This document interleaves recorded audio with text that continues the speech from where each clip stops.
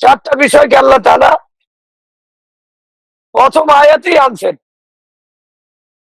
তো আমি, আমার পরিবার, আমার অধীনস্থ, তারা যদি হেদায়েত পাইতে চায় তাহলে এই চারটা বিষয় দরকার। এক নম্বর বিষয় হলো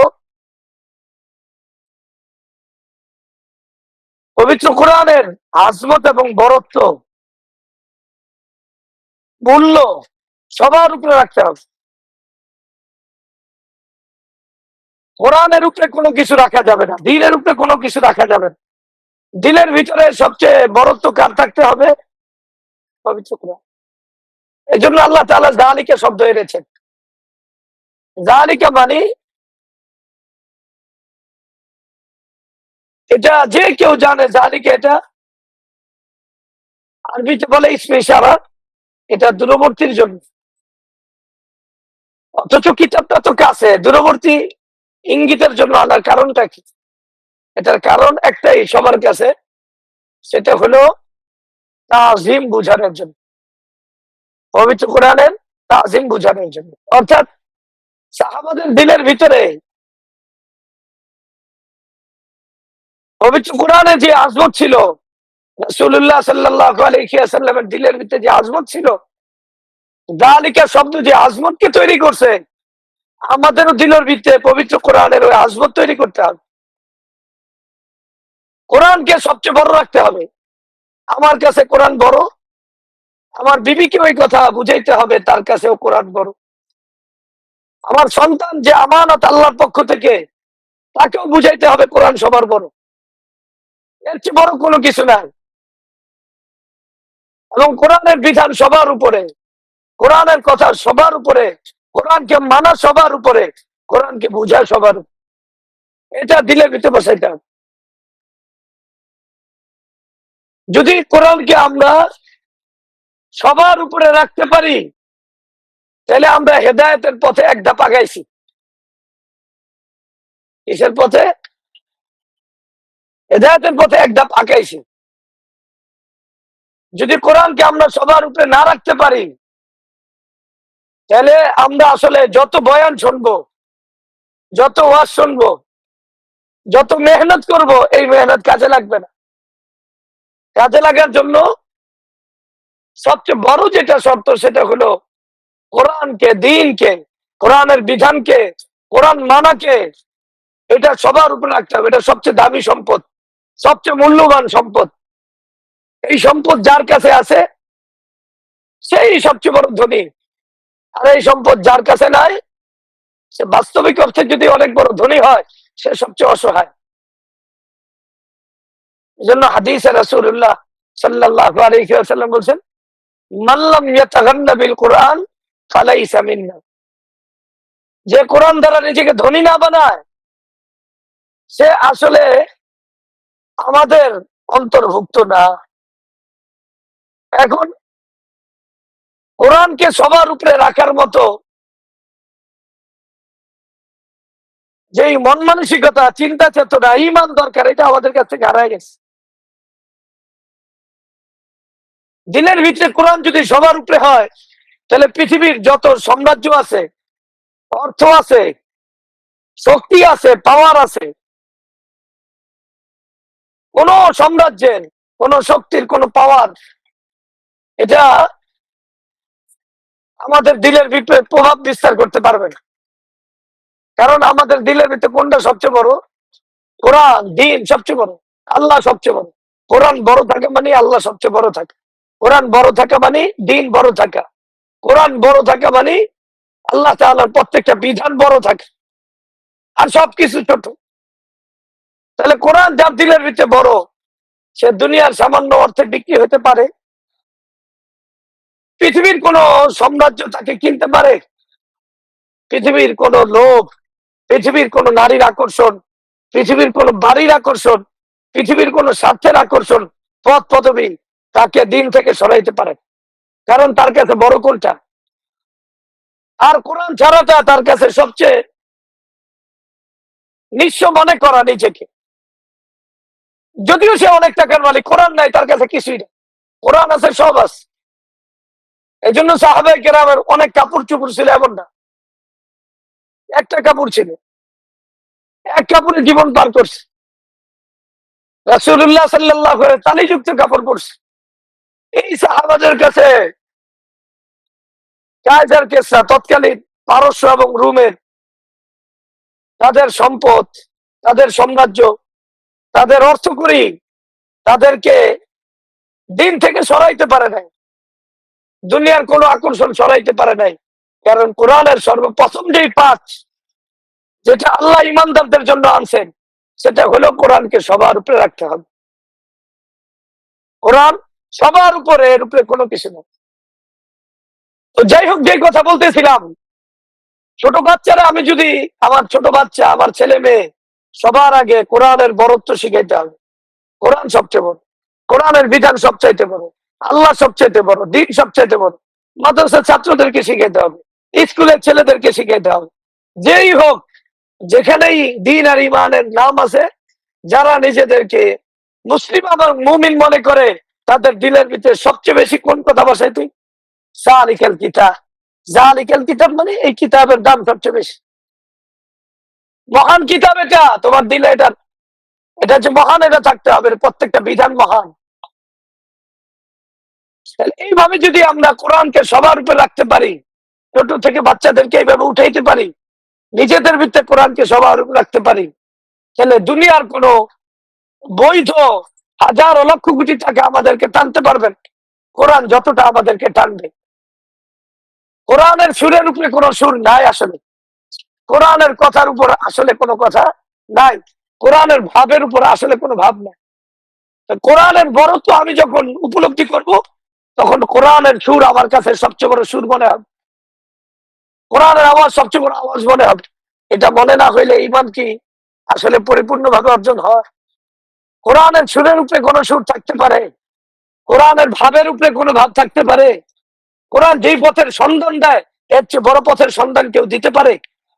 তো যাই হোক, আমরা যেই কথা বলতেছিলাম, তাহলে এই কিতাবুল ঈমানের পাঠ শুরু করার শুরুতে আমরা কোরআন থেকে শুরু করি। কোত্থেকে শুরু করলাম? কারণ ঈমানের জন্য আল্লাহ তাআলা মূলত পবিত্র কোরআনকে আমাদের জন্য দিয়েছেন, এবং ঈমানের প্রত্যেকটা বিষয় বিস্তারিত ভাবে পবিত্র কোরআনে আছে। তাহলে এক নম্বর বিষয় কি? শুধু কি দিলের ভিতরে এই কিতাব ধারণ করা, না এই কিতাবের বড়ত্ব ধারণ করা? সবচাইতে বড় কি? কোরআন। আমাদের ছেলেদেরকে বিল্ডিং এর বড়ত্ব শিখানো, দেখো কত বড় বড় বাড়ি বানাইছে, না এই কোরআনকে মাইনা সাহাবায়ে কেরাম কত বড় হয়েছে ওটা শিখাইতে হবে, ওটা শিখে। এবং কোরআনকে মানলে আল্লাহর কাছে কি পুরস্কার, এটা শিখাইতে। তাহলে সর্বপ্রথম আমি বাবা হিসাবে, ব্যক্তি হিসাবে, স্বামী হিসাবে, স্ত্রী হিসাবে, ভাই হিসাবে, বোন হিসাবে, আমার দিলে কোরআন, দিন, আল্লাহর প্রত্যেকটা বিধান সবার উপর রাখতে হবে। এটার অভাব, এই জন্য কোরআনের বিধান, শরীয়তের বিধান, আল্লাহর কথা, এগুলো আমাদের কাছে বড় না থাকার কারণে আমরা বৈধ পন্থা অথবা অবৈধ পন্থায় ধোকা খাই। বৈধ পন্থায় ধোকা মানে, আমার কাছে ব্যক্তির বড়ত্ব এই পরিমাণ, সে হোক অনেক বড় আলেম, সে হোক অনেক বড় পিসাব, কিন্তু ব্যক্তির বড়ত্ব যদি কোরআনের উপরে চলে যায়, তাহলে ব্যক্তির কথার দ্বারা আমি কোরআন বুঝবো। ব্যক্তি ভুল বললেও আমি এই ঝামেলাটা করব, ব্যক্তির কথা নিব, কোরআনকে নিব না, সুন্নাহকে নিব না, দিনকে নিব না। কেন এই সমস্যা হয়েছে? বরত্ব কোরআন আর সুন্নাহ আমার ভিতরে নাই। তাহলে ভাই, আমার কথা একটু গুরুত্ব দিয়ে বলতে হবে, বেসিক কথা জীবনের। যদি কোরআন সবার উপরে থাকে, দিন সবার উপরে থাকে, তাহলে বৈধ পন্থার ধোকাটাও বন্ধ হয়ে যাবে। অর্থাৎ অনেক সময় আমার কাছে কোনো ব্যক্তি বড় মনে হইতে পারে, কারণ ব্যক্তি বড় বড় আলেম, অনেক বড় পীর সাহেব। ওই ব্যক্তির বড় মনে হওয়াটা, এটা কোরআনকে ছাপায় যদি যায়, তাহলে আমি গুমরা হয়ে যাওয়ার সম্ভাবনা আছে।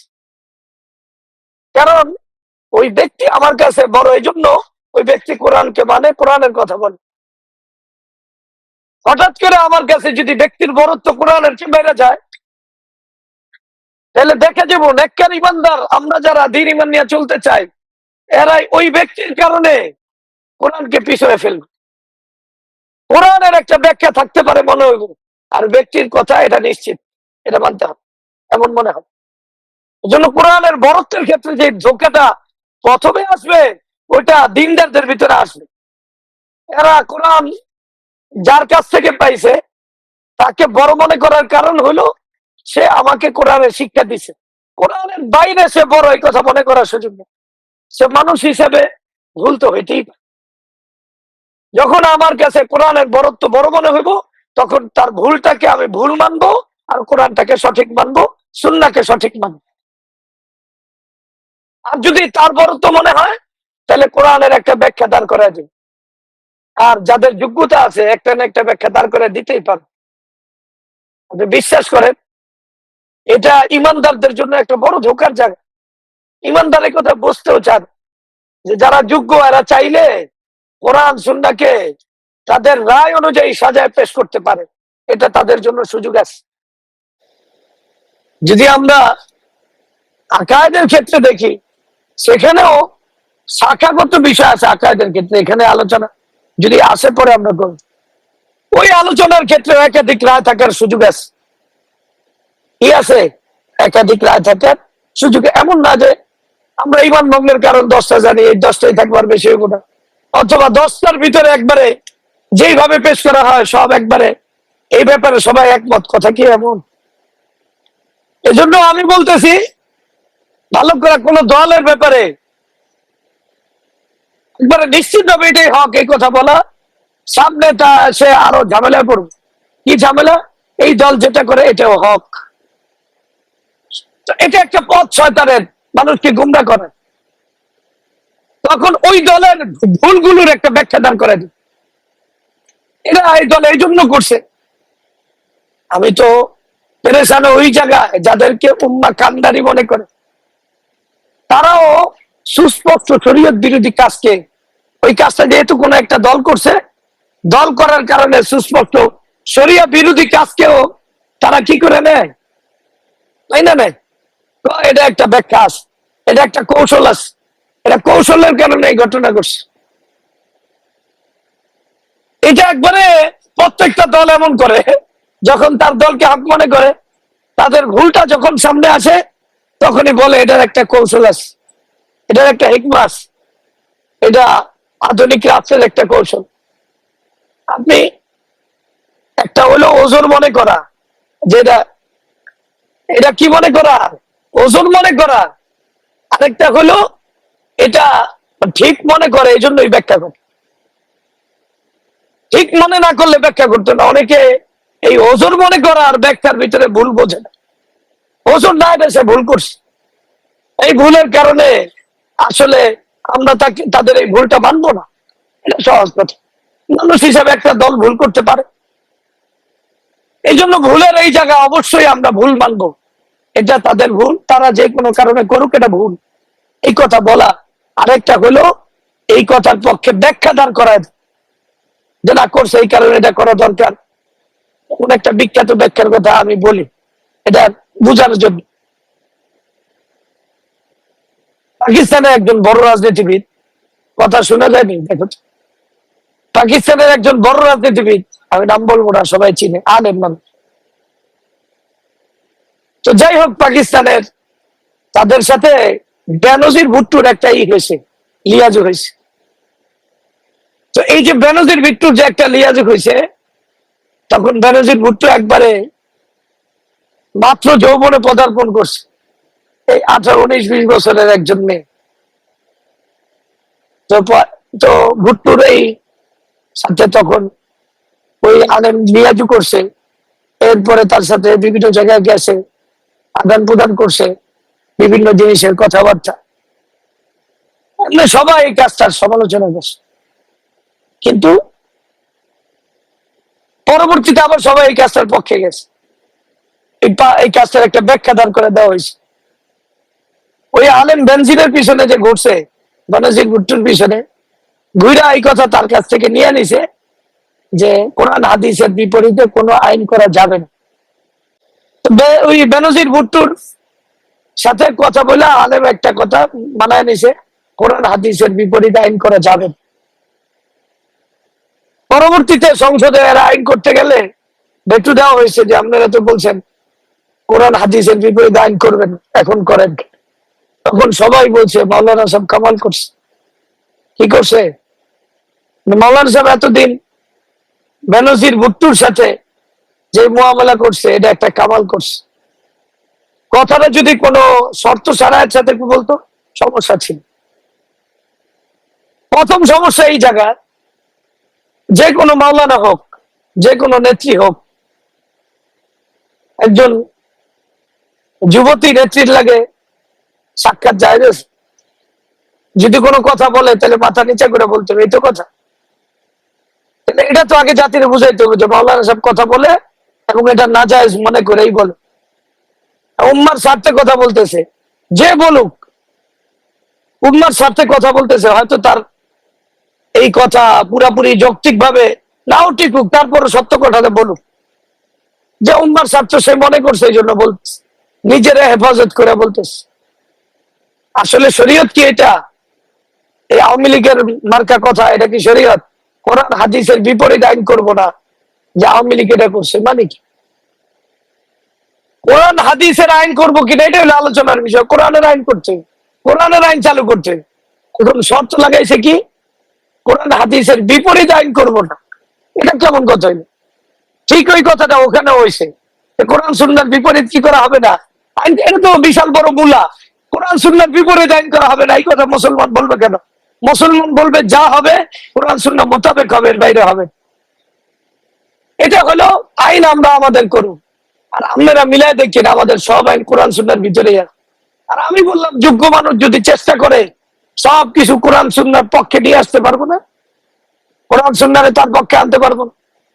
আচ্ছা, গণতন্ত্রে ওলামায়ে কেরামের এমন কিছু লোক আছে না যাদের উপর ওলামায়ে কেরাম লাগিয়ে রয়েছে দাম, কিন্তু গণতন্ত্রের বৈধ করে দিছে নাই। যাই হোক, তাহলে কোরআন সুন্নাহর বিপরীত আইন এই শব্দ আসলো করতে, মুসলমান দাবি করার পরে আইন আবার কোরআন সুন্নাহর বিপরীত করব, এই কথা মাথায় জাগতে পারে?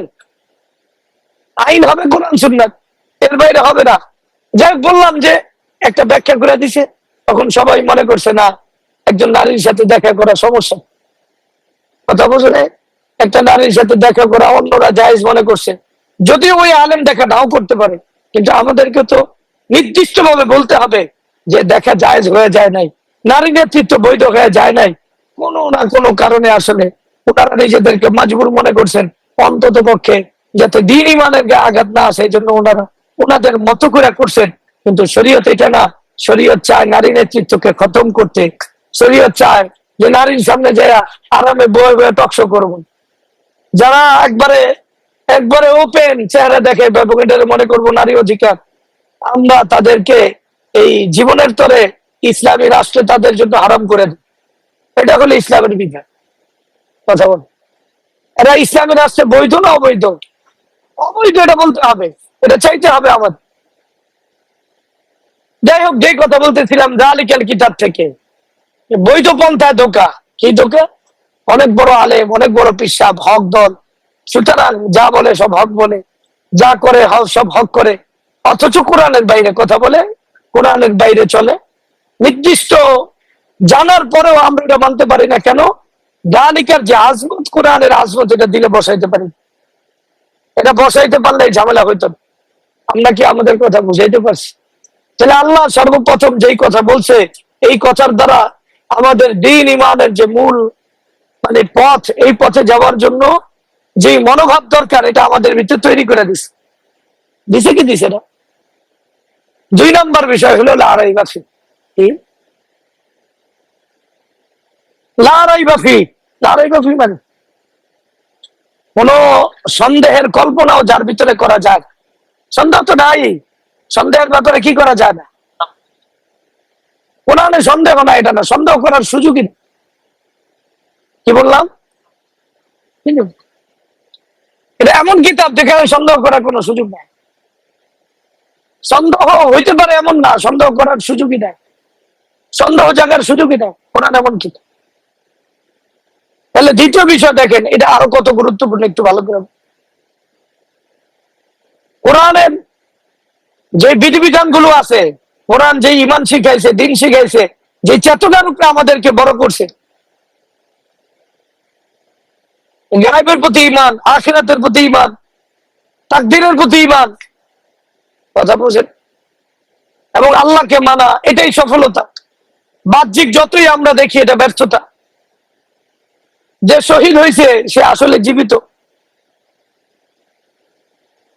তো কোরআন যে বিষয়গুলো বলছে ওই বিষয়গুলো যদিও আমার আকলে বুঝে না ধরুক, বিজ্ঞানের কোন থিওরি অনুযায়ী বুঝে না আসুক, এইভাবে কারো যুক্তির দ্বারা বুঝে না আসুক, কারো স্বার্থের কারণে বুঝে না আসুক, কারো মেধার দুর্বলতার কারণে বুঝে না আসুক, তাহলে কোরআনের কোন বিষয় এর ভিতরে কোন ধরনের সন্দেহ করার সুযোগ নাই। আমি এটা বুঝার যোগ্য না এটা মনে করতে হবে। বিজ্ঞান এটা বুঝার যোগ্য না, কারো মেধা এটা বুঝার যোগ্য না। কেউ যদি আপত্তি করে তাহলে ওর উপর আমার আপত্তি জাগবে, কোরআনের উপর আপত্তি জাগবে না। কেউ যদি সন্দেহ ঢুকাইতে চায় তার ব্যাপারে আমার সন্দেহ হবে, ওর মাকসাদ ভিন্ন, কোরআনের ব্যাপারে আমার সন্দেহ ঢুকবে না। কোন বিজ্ঞান যদি এটার ব্যাপারে কোন আপত্তি করতে চায় আমার আপত্তি বিজ্ঞানের প্রতি হবে, কোরআনের প্রতি হবে। কারো বুঝ, কারো দেখাশোনা, কারো অভিজ্ঞতা যদি কোরআনের বিরুদ্ধে হয় তাহলে আমরা তার বিরুদ্ধে কথা বলবো, কোরআনের বিরুদ্ধে না। কারণ কোরআন হলো লা রাইবা ফি। আল্লাহ রাসূল সাল্লাল্লাহু আলাইহি ওয়াসাল্লাম মেরাজে গেছেন, কাফেররা এটার সুবর্ণ সুযোগ মনে করছে। এই সুযোগে আবু বকরের একটা বুঝ দিয়ে দিবে রাদিয়াল্লাহু তাআলা।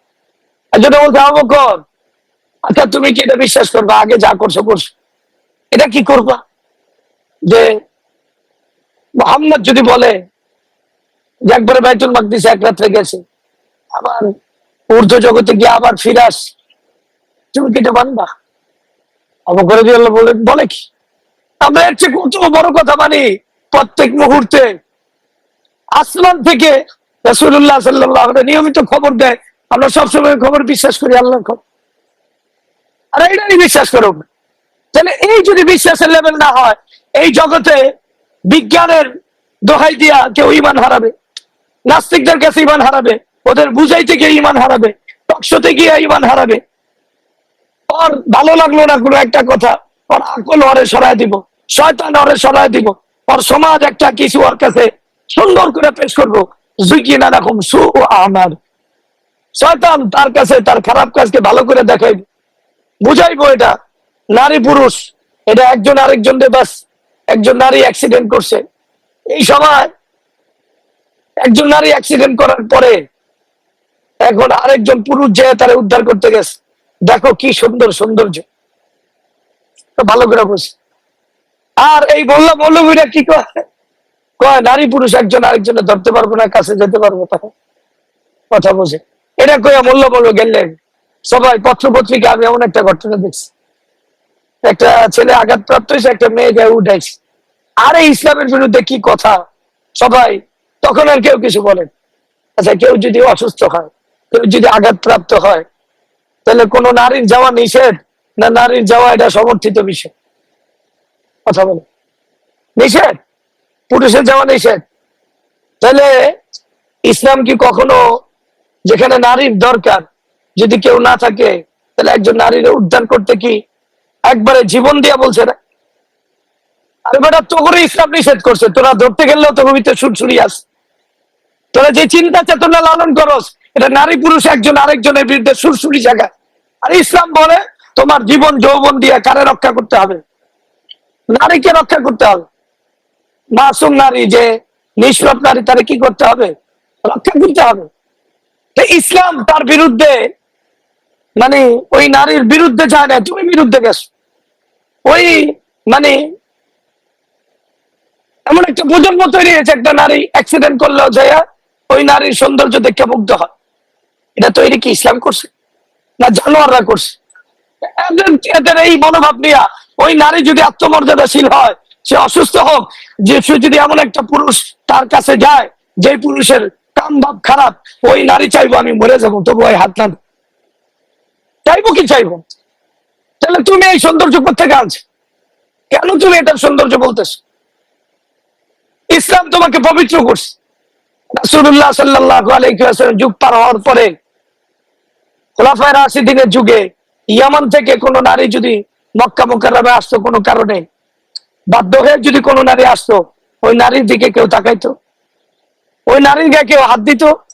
আর এই যুগে তোমাদের ইউরোপ আমেরিকার সভ্যতার যুগে একজন অসহায় নারীরা হাত দেওয়ার মতো লোকের অভাব আছে? তাহলে ইসলাম মর্যাদা শিখাইছে, আর তুমি ভোগ শিখাইছো। আমার তোমার তাতে ইসলামের গায়ে আঘাত দাও, ঘটনা কি? তো যাই হোক, যেই কথা বলতেছিলাম, পৃথিবীর ইমানদারের জন্য মাসলা হলো কোরআন আর সুন্নাহ যা বলে এটাই সঠিক, এর বাইরে ব্যাঠিক। আর যদি ইমানদার মনে করে আরিফ আজাদের বই পড়ে ইমান ঠিক করতে হবে, অথবা বিজ্ঞান ভিত্তিক বই যারা লেখে ইমান ঠিক করতে হবে, হয়তো বাবা আসলে সত্যিকার অর্থে হেদায়েত পাওয়ারই যোগ্য না, হয়তো হেদায়েতের উপরে নাই।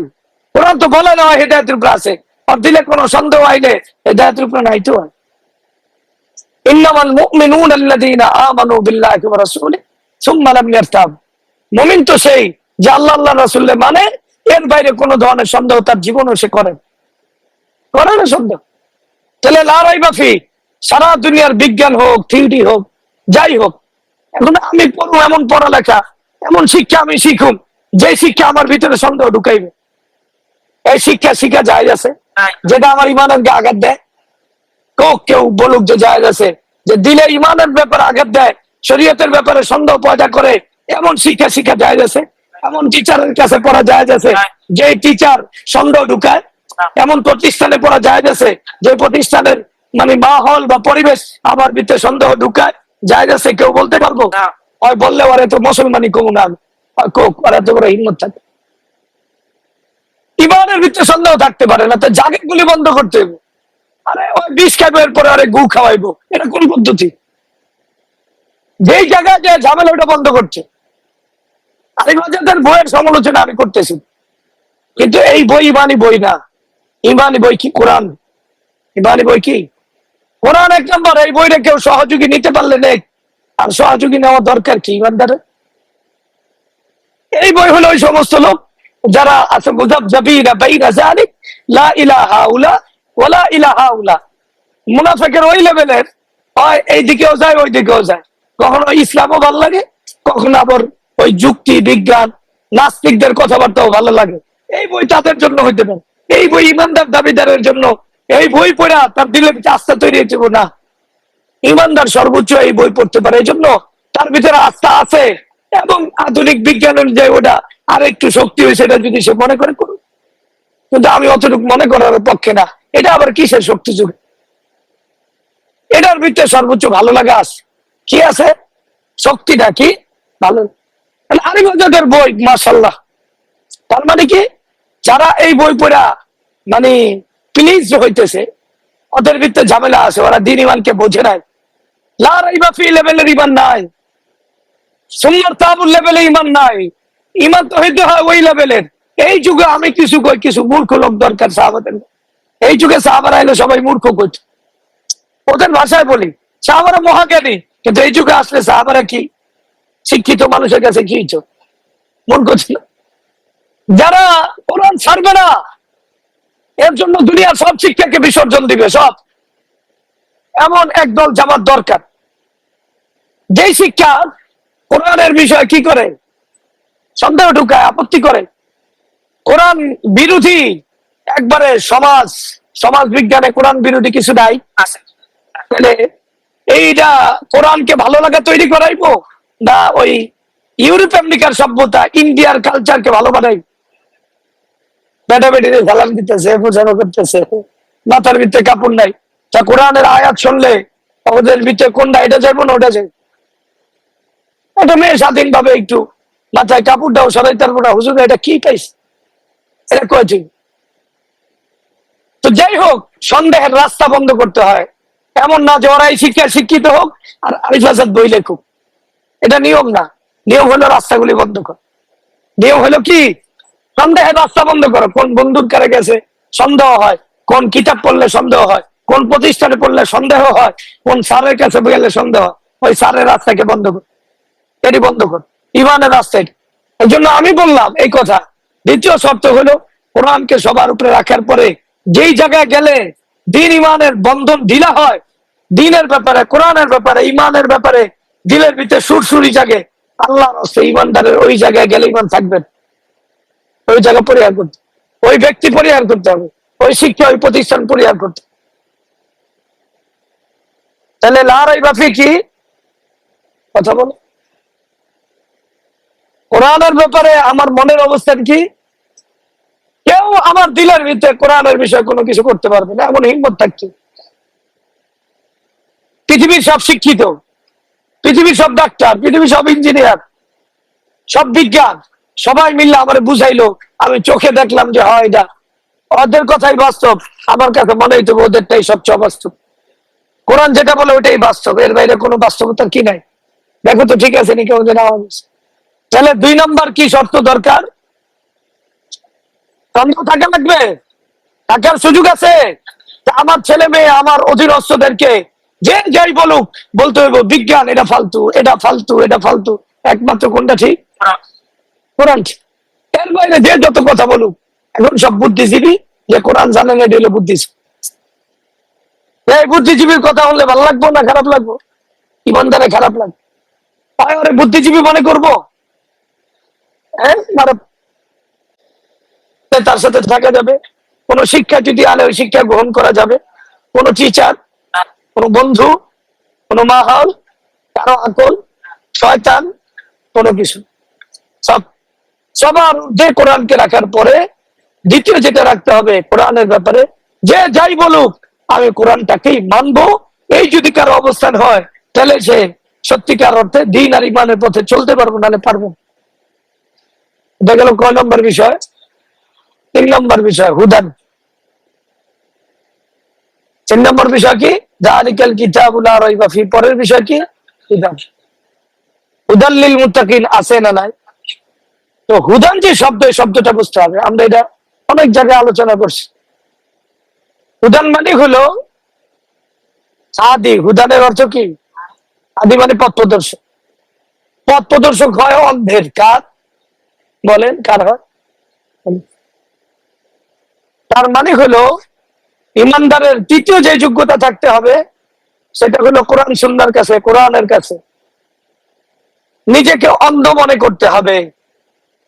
এবং মনে করতে হবে না সিরাতে মুস্তাকিমের পথে চলা, জান্নাতের পথে চলা, আল্লাহকে পাওয়ার পথে চলা, আল্লাহর সন্তুষ্টির পথে চলা, এই চলা এটা আমার যোগ্যতা, আমার সামর্থ্য কোনো কিছু দেওয়া সম্ভব না। এই ব্যাপারে আমি একজন অন্ধ। কোরআন যেইভাবে আমাকে চালায় ওটাই আমার জন্য চূড়ান্ত সিদ্ধান্ত। অন্ধ যদি যে তাকে পথ চালায়, সে যদি ঘাউরামি করে, বিপরীতটা কয়, যুক্তি দেখায়, সে আসলে গাথার ভিতরে পড়বো কি পারবো না, অ্যাক্সিডেন্ট করবো কি করবো না। তাহলে ইমানের 3 নম্বর বৈশিষ্ট্য কি? কোরআনকে এমন ভাবে গ্রহণ করতে হবে, এটাই আমাকে আলোর সন্ধানে নিবে, সঠিক পথের সন্ধান। আমার যোগ্যতা নাই, আমি তো অন্ধ কোরআনের কাছে। আসলে কি আমরা আল্লাহকে দেখছি? আসলে কি জান্নাতকে দেখছি? আল্লাহ কোন কথার সন্তুষ্টি আসলে কি আমি জানি? তাহলে একজন মানুষ কোরআনকে সবার ঊর্ধ্বে রাখার পরে কোরআনের বিষয়ে কোন ধরনের সন্দেহের তার ভিতরে সুযোগ নাই। এরপরে তার যে অবস্থান, কোরআনের কাছে নিজেকে পেশ করতে হবে যে আমি নিজেকে দিয়ে দিলাম। বাবা সন্তানকে দিয়ে দিব কোরআনের কাছে, কোরআন যেইভাবে বলে আমার সন্তান ওইভাবে চলবে, আমার মেয়ে ওইভাবে চলবে। স্বামী দিয়ে দিবে স্ত্রীকে, স্ত্রী দিয়ে দিবে স্বামীকে, এবং প্রত্যেকটা ওস্তাদ দিবে ছাত্রকে, ছাত্র দিবে ওস্তাদকে। চলো আমরা একসাথে নিজেদের সবকিছু ভুলা কোরআনের পথে, কোরআনের কাছে নিজেকে অর্পণ করি। এই কোরআন আমাকে আল্লাহর সামনে, কোরআন যেটাকে উঁচা বলে ওটা আমার কাছে উঁচা, কোরআন যেটা নিচা বলে ওটা আমার কাছে নিচা, কোরআন যেটা ভালো বলে ওটা ভালো, কোরআন যেটা উন্নত বলে এটা আমার কাছে উন্নত, কোরআন যেটা সৌভাগ্যের বলে ওটা আমার কাছে সৌভাগ্য, কোরআন যেটা সৌভাগ্যের পথের বাইরে বলে, হতভাগা বলে, ওটা আমার কাছে হতভাগা। এই যে কোরআনের কাছে এইভাবে অর্পণ, 24 ঘন্টার ভিতরে এইভাবে আমরা নিজেকে অর্পণ করছি কোনোদিন? যে কোরআন কি, কোরআনের কাছে আমি নিজেকে দিয়ে দিব, কোরআন আমাকে চালাবে, আমি ওটাই বলবো যেটা কোরআন বলাবে, আমি ওটাই শিখবো যেটা কোরআন শিখাবে, আমি ওটাই জীবনের জন্য নিব যেটা কোরআন নিতে বলবে। আবার বিবাহ শাদী ওই জায়গায় আমি করাবো যেই জায়গায় কোরআন করাইতে বলে, আমি করব ওই জায়গায় যে জায়গায় কোরআন পড়তে বলে, যে জায়গায় কোরআন বারণ করে আমি করব না, যে জায়গায় আমার কোরআন চাকরি করতে বলে আমি করবো, এর বাইরে করব না। যেভাবে রাত্রি যাপন করতে বলে ওইভাবে করব, এর বাইরে করব না। যার সাথে বন্ধুত্ব করতে বলে তার সাথে বন্ধুত্ব করব, যার সাথে শত্রুতা করতে বলে তার সাথে শত্রুতা করব। এর জন্য দুনিয়া যা কিছু ত্যাগ করা লাগে করব। কোরআন যেটাকে আমার জীবন বলে ওইটাই আমার জীবন, যেটাকে মরণ বলে ওইটাই আমার মরণ। এইভাবে কোরআনের কাছে যদি নিজেকে অর্পণ করতে পারি, নিজের দিলকে, নিজের দেহকে, এক কথায় দেহ মন, নিজের অর্থ, নিজের সহায় সম্পত্তি, সন্তানাদি সবকিছু কোরআনের হাতে দেই, কোরআন সিদ্ধান্ত দেওয়ার পরে আমি এই পথে চলি, তাহলে এটা হবে ইমানদার এবং হেদায়েতের। কিসের পথ? বাবা তার সন্তানকে এই কথা শিখাবে, কোরআন যেটা পথ বলে ওইটাই পথ। শিক্ষক বলতে হবে, ছাত্রের বলতে হবে, পরিবারের বলতে হবে, সমাজের বলতে হবে, রাষ্ট্রের বলতে হবে, সবার এই কথা বলতে হবে, কোরআনের পথই আসল পথ। হুদাল নাস। তাহলে মানুষের মুক্তি, মানুষের সমাধান, মানুষের কল্যাণ, মানুষের সুখ, দুনিয়া আখিরাতে মানুষের সবকিছু লুকে আছে কোথায়? কোরআনে। কোথায়? কোরআনের বাইরে আছে। তাহলে যত বড় আলেম হোক, আপনি যত বড় আলেম হন, পিসাব হন, আপনার নিজের রায়, মত, অভিরুচি এগুলো কোরআনের নামে চালায় দেওয়া যাইব না? কোরআনের মতো নিজের সাজাইতে হবে, সাজাইতে হবে নিজেকে, নিজেকে, নিজের পরিবারকে, সবাইকে। এই কথাগুলো গুরুত্ব দিয়ে বুঝেন। তাহলে 3 নম্বর বিষয় কি?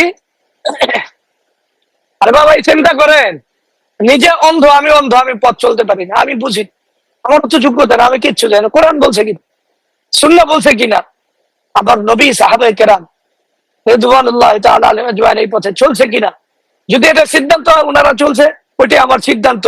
যদিও আমার বাবার বাইরে, আমার মার বাইরে, সন্তানের বাইরে, সমাজ রাষ্ট্রের বাইরে, কিন্তু কোরআন বলছে এটাই পথ, আমার কাছে এটাই পথ, এর বিকল্প কোনো পথ আমি নিব না। এটাই সিরাত মুস্তাকিম। এটাই কি?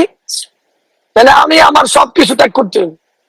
আমার মন বলতেছে এটাই হক হওয়ার কথা, কিন্তু কোরআন সুন্নাহ বলতেছে না, অন্যটা, ওটা নিতে হবে। যে যাই বলুক না কেন, আমার কাছে প্রকৃত অর্থে হাদি কারে ধরতে হবে? কোরআনের কাছে নিজেকে অর্পণ করতে হবে। এই কোরআনই জানে কোথায় আমার সফলতা, কোথায় আমার ব্যর্থতা, কোথায় আমার মুক্তি, কোথায় আমার মানে জাহান্নাম, কোথায় আমার জান্নাত।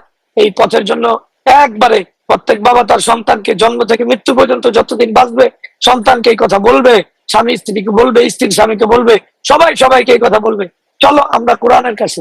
এটা সাহাবাদের সবচেয়ে বড় সৌন্দর্য। এরা যত ঝামেলা হইতে যাইতো কার কাছে? আল্লাহ আল্লাহ রাসূল কি বলে এই কথায় যাচ্ছে, ওয়ালাউ রাদ্দুহু ইলার রাসূলি ওয়া ইলা উলিল আমরি মিনহুম লাআলিমাহু আল্লাযীনা ইস্তানবিতুনাহু। কোন বিষয় যদি এক আলেম একটা বলে, আরেক আলেম আরেকটা বলে, তখন তারা কোরআন হাদিসের কাছে যাবে, এবং যারা কোরআন হাদিসের বিজ্ঞ, সে সঠিক কথা বলে, তার কাছে বসতে যাই। বোঝে দুই আলেম দুই কথা বলছে, আমি তার কাছে বসছি, আমি একটা ফয়সালা করলাম, দুই আলেম যা বলছে, মাঝখানে আমি একটা তৃতীয় পক্ষের ফয়সালা না কইরা কোরআন সুন্নাহর কাছে দ্বারস্থ করে, যারা কোরআন সুন্নাহ বুঝে, এমন আলেম যার ভিতরে হক্কানিয়ত গালেব, এমন এক বা একাধিক আলেমের কাছে যে মাসলা সমাধান করছে। আমরা যে কোনো মাসলা সমাধান করি নিজেরা নিজেরা বসে, না, চলবে না এইভাবে। আমি আমার বউ মিল্লা আমার পারিবারিক সমস্যার সমাধান করতে পারবো, আমি আর আমার স্ত্রী মিল্লা পারবো না, অথচ আমরা সব সমস্যার সমাধান দিই। বিবাহের মাসলা কি হইব না হইব, যেটি জীবন কোরআন সুন্নাহর দিকে ফিরেও না, এটি বইয়া সমাধান। এরা কোরআনকে হাদি মানছে।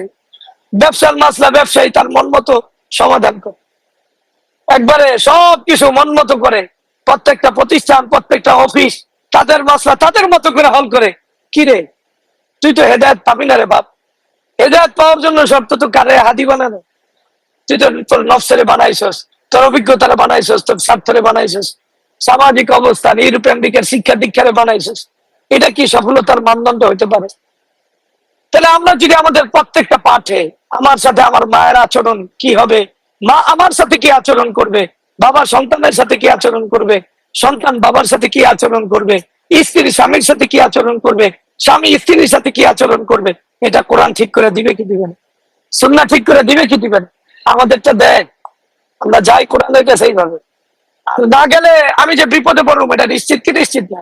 এই জন্য এখন আমাদের ব্যক্তিগত সমাধান প্রত্যেক ব্যক্তি সমাধান করতে গিয়া আরো বেশি হয়, মানসিক রোগী হয়েছে। পারিবারিক সমস্যার সমাধান করতে গিয়া পরিবার আরো ভেঙে হালাইছে। ভাঙে নাই কি ভাঙে নাই? এইভাবে জীবনের কোনো সমাধানই পায় নাই, একবারে জীবনে অসহায় ভাবে জীবন যাপন করতে। তো যাই হোক, যে কথা বলতেছিলাম, তৃতীয় শর্ত আল্লাহ কোনটা আনছেন? হুদা। কোরআনকে কি হিসাবে গ্রহণ করতে হবে? হুদান হাদি হিসাবে। এখানে হাদি আল্লাহ ব্যবহার না করে হুদান ব্যবহার করছে, মানে এটা পুরাটাই হেদায়েত। যেই জায়গায় খোঁজো, যখনই খোঁজো, যেইভাবে খোঁজো, যেই খুঁজুক, তার জীবনের সমাধান কোন জায়গায় আছে? এই পৃথিবীর যত সমস্যার সমাধান, যাই হোক, ছোট থেকে ছোট, বড় থেকে বড়, এই সব কিছুর সমাধান কোরআনে দিবে। এই সিদ্ধান্ত মাথায় নিতে হবে। আমি কি আমার কথা বুঝাইতে পারছি? 4 নম্বর বিষয়। কয় নম্বর বিষয় আসছে? 4 নম্বর বিষয়। কোরআন হেদায়েত কারে দিবে?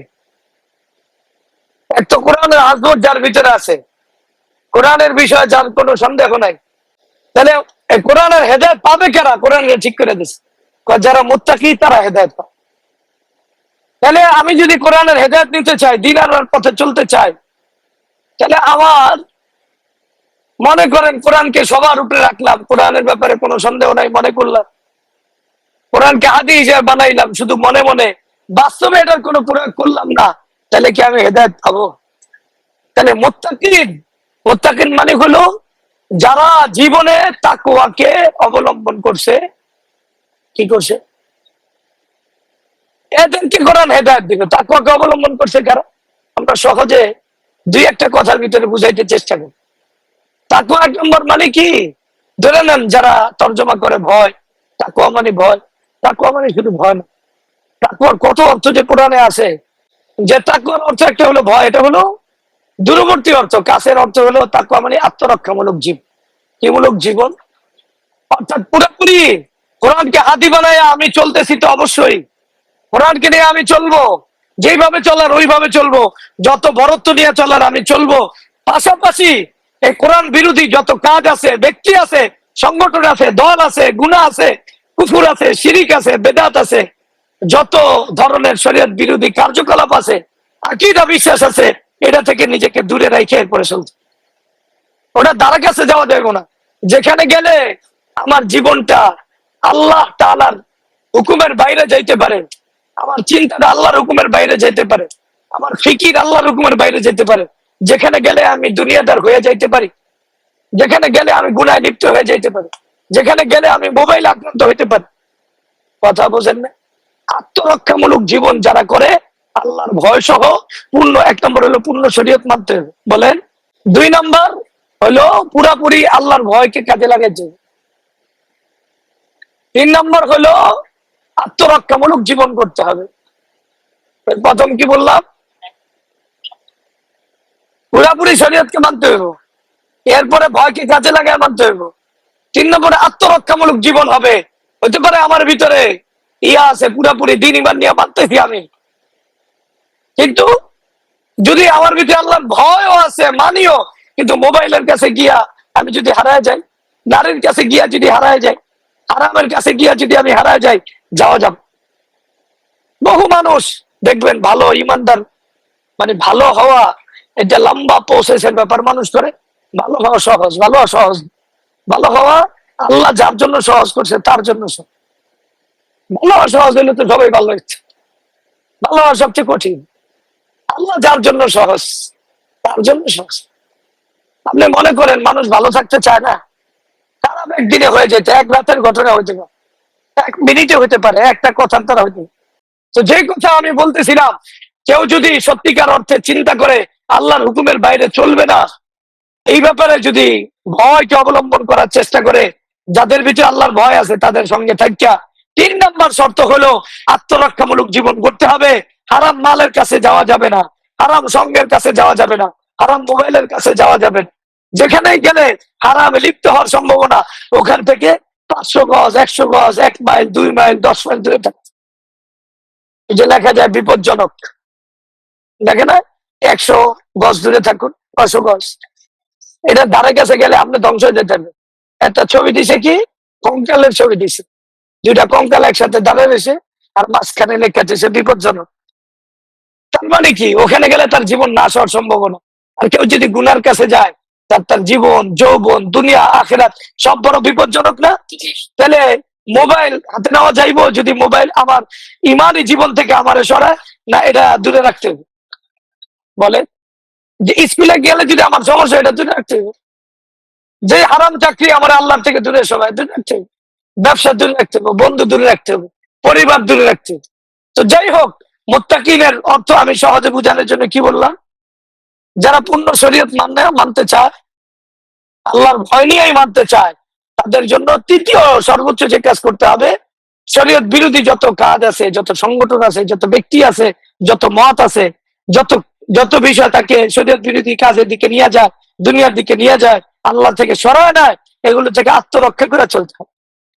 কি করে চলতে হবে? তাহলে প্রথম আয়াত আমাদের সমাজ কেমন হবে, ব্যক্তি কেমন হবে, পরিবার কেমন হবে, আমরা ছেলে কিভাবে করব, মেয়ে কিভাবে করব, স্বামী কিভাবে করব, সংসার কিভাবে করব, আছে না নাই? আছে না নাই? তাহলে এক নম্বর, কোরআন সবার উপরে। কোরআন কি না, দুনিয়া অন্য কোনো জিনিসকে আমি চাকরির উপরে রাখি না, কোরআন উপরে, এটা তো বাটপারি। দুই নম্বর, পৃথিবীর কেউ আমার ভিতরে কোরআনের ব্যাপারে, দিনের ব্যাপারে সন্দেহ ঢুকাইতে পারবে না। আমার পরিবার আমার অধীনস্থের ব্যাপার। তিন নম্বর হলো আমাদের সব সমস্যার সমাধান কি করবে। চার নম্বর হলো আমি পূর্ণ শরীয়তকে মেনে চলার পাশাপাশি আল্লাহর ভয় তো থাকবেই, আত্মরক্ষামূলক জীবন করতে হবে। বলে হুজুর আমি গুড়া ছাড়তে পারি না, তো মোবাইল বাদ দিয়েছেন কোনা, বাদ দেন, এখন বন্ধু বাদ দিয়েছেন, দেই নাই, সহশিক্ষা বাদ দিয়েছেন, দেই নাই, যেখানে গেলে আপনার গুণা হয় ওখানে যাওয়া বাদ দিয়েছেন, হুজুর তাহলে চলুন কেমনে, আপনি চলা তো দরকার নেই, আপনার সে জান্নাতে যাওয়া দরকার, কি দরকার? আচ্ছা যাই হোক, কথা যেটা বলতেছি, তাহলে মুত্তাকিনের অর্থ ক্লিয়ার। যে পুরা শরীয়ত মানতে চায় না, আধা আধা মানতে চায়, আর হেদায়েত কোরআনের জন্য নাই, হয়তো প্রথমেই বাদ। যার ভিতরে ভয় নাই অয় বাদ, যে আত্মরক্ষা করে চলে না অয় বাদ। তাহলে পুরা শরীয়ত মানতে হবে, ভয়ও থাকতে হবে, আবার আত্মরক্ষামূলক জীবন করতে হবে। দেখেন তো কোরআন যে আপনাকে হেদায়েত দিবে, আপনি যে কোরআন অনুযায়ী চলতে পারবেন, আপনার দিন রাত চলতে পারবে কখন? গুনার কাছে গেলে না দূরে থাকে। আচ্ছা আমরা এই শর্তগুলো ফলো করি, পুরা দিন নিজে বুঝি, নিজের সন্তানদের বুঝাই, নিজের আত্মীয়দেরকে বুঝাই, পুরা দিন মানাই, পুরা দিন মানাইতে চেষ্টা করাই, পুরা দিনের এলেম শিখাই, পুরা দিন যার কাছে শিখবে এমন আলেমের কাছে পাঠাই, এমন দর্শে পাঠাই, ওইভাবে জীবন করতে হবে, ওইভাবে স্বপ্ন ধরায় দেই। বাস, আমি বাবা তোমার কাছে চাই, তুমি পুরা দিন মানবা, তোমার কাছে অর্থ চাই না, করি চাই না। আল্লাহ নিজেই কোরআনে বলতেছে, ও আমর আহলাকা বিসসালাতি ওয়াসতাবির আলাইহা লা নাসআলুকা রিজকা। আপনি আপনার পরিবার বর্গকে নামাজের নির্দেশ দেন, এটা উপর জমে থাকে। আপনার কাছে আমি রিজিক চাইছি, আপনার কাছে তো এটা চাইছি, এটা দিন চাইছি। ইব্রাহিম আলাইহিস সালাম তার একবারে নিজের ছেলে এবং বিবিকে অবস্থায় রাখে আইছে, কিচ্ছু নাই, তাকেও দিয়েছে, পয়সা দিয়েছে, একবারে বছরকে বছর চলার চাল দিয়েছে, কিচ্ছু দিয়ে আসে নাই, কোনো মানুষ নাই, কিচ্ছু নেই। আর পাহাড় যে ভয়ঙ্কর, পাহাড়ের কাছে গেলে এমনি ভয়ঙ্কর আওয়াজ, একবারে চতুর্দিকে পাহাড়, কেউ নাই, ওই জায়গায় তার কাকে রেখে আছে, নিজের ছোট বাচ্চা আর অসহায় বিবিকে। এরপর ওই দোয়া করেন নাই যে আল্লাহ এদেরকে কি বানা, এদেরকে জামা দাও, পয়সা দাও, কাপড় দেয়, করছে রব্বানা ইন্নী আসকানতু মিন যুররিয়াতি বিওয়াদিন গায়রি যি যারাই ইনদা বাইতিকাল মুহাররাম রব্বানা লিয়ুকিমুস সালাহ। আল্লাহ ওরা যেন নামাজ কায়েমকারী হয়। কি হয়? তাহলে আপনি আপনার সন্তান করে শিখাইবেন, দিন চাই তোর কাছে, দিন চাই, দুনিয়া চাই না। দিন ঠিক রেখা যদি হালাল রিজিক করতে পারো আলহামদুলিল্লাহ। এখন মাদ্রাসায় পোলাপান পড়তে দেয়, বাপ মা কয় তোরে 10-15 বছর পড়াইছি, এখনো কি তুই আম করে পালবি না? আর বিশ্বাস যে ওই এই আর পোলায় বলে পালবো, পালে কে? মাদ্রাসায় পড়াইছে, তারে মুত্তাকিনদের ইমাম বানাইবো, সে হেদায়েতের কান্ডারি হবে, এখন ওরে ভান্ডারি বানাইতেছে, কি বানাইতে চায়, তাই না? তো যে কথা বলতেছি, আমার চাওয়া আমার ছেলের কাছে এটা, যে তুমি পুরা দিন মানবা, পুরা দিন শিখবা, পুরা দিন বুঝবা, পুরা দিনকে মানা চলার জন্য যা দরকার, আল্লাহর যে ভয় দরকার, ভয় থাকবো। আর এই পুরা দিনের যে আঘাত কেউ যদি দিতে চায়, ওই আঘাত থেকে তুমি নিজেকে বাঁচায় চলো। মুত্তাকি মানে কুফুরের কাছাকাছি যায় না, ওটা থেকে দূরে থাকে, শিরকের কাছে যায় না, দূরে থাকে, জিনার কাছে যায় না, দূরে থাকে, হারাম মালের কাছে যায় না, দূরে থাকে, হারাম সঙ্গের কাছে যায় না, দূরে থাকে, তাহলে যদি দূরে থাকে কাউরে কোনোদিন গুনাহ আক্রান্ত করতে পারে? তাহলে সাহাবাদের জামাত এরা এই বুঝটা বুঝছে, এই জন্য গুনার কাছে যাই নাই, গুনাহ হইব কোত্থেকে। আর আমরা গুনার কাছে যাই মনে করি আমরা অনেক শক্তিশালী। এটা হলে আমাদের নফস দুর্বল, এই জন্য মনে করি শক্তিশালী। আমরা শক্তিশালী না দুর্বল? আমরা মনে করি আমি মোবাইল চালাইলে সমস্যা নেই। আমরা মনে করি যে যে যাই করুক, আসলে আমি এই কোরআনের হেদায়েত পাবো না, এই জন্য নিজের মনে হয় হাদিয়াম মাহদি। তাহলে কোরআনের হেদায়েত পাইতে হলে কি করতে হইব? পূর্ণ শরীয়ত মানতে হবে। বলেন, এই পূর্ণ শরীয়ত মানি আমরা? জানি পূর্ণ শরীয়ত। তাহলে পূর্ণ শরীয়ত জান্না মানার পরে আল্লাহর ভয় থাকতে হইব। এটা কার্যকর কখন হবে? গুনার কাছে গেলে না গুনাহ থেকে দূরে থাকলে? অপরাধ যা আছে সবকিছু থেকে। এই জন্য কোরআন ইমানদারদের ব্যাপার বলছেন, আল্লাযীনা ইয়াজতানিবুনা কাবাইরাল ইসমি ওয়াল ফাওয়াহিশা, যারা বড় বড় গুনাহ থেকে আত্মরক্ষা করে চলে।